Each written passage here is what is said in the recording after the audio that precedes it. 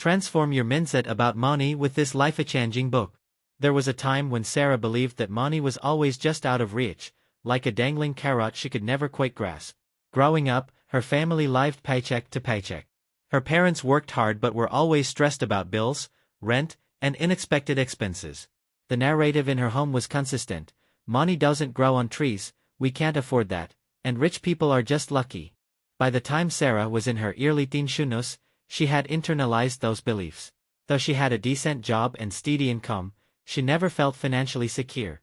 Money came in and seemed to vanish just as quickly. Savings, almost non-existent. She constantly found herself worrying about the future. What if an emergency came up? What if she lost her job? It wasn't for lack of trying. Sarah had taken budgeting courses, downloaded finance apps, and even worked with a financial advisor for a brief time. Still, nothing seemed to change. She didn't realize that the real problem wasn't her budget or her income, it was her mindset. The turning point. Everything shifted one rainy afternoon, when Sarah wandered into a small independent bookstore. She wasn't looking for anything in particular, just trying to escape the weather. While browsing the self-help section, a book caught her eye. Its title was bold, simple, and intriguing.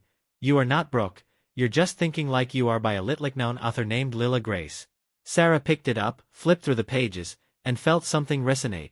The book didn't open with stats or charts. It opened with a question. What stories about money have you been telling yourself, and are they still serving you?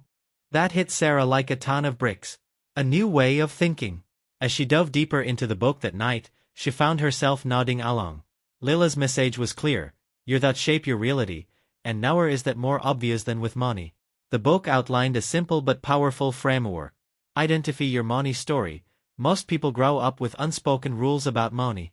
These stories, often inherited from parents, culture, or past trauma, shape how we handle finances today.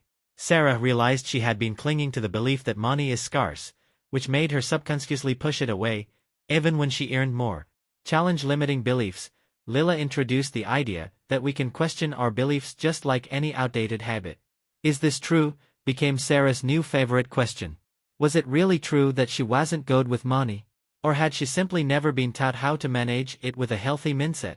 Visualize financial empowerment. Instead of focusing on lack, Sarah learned to visualize abundance.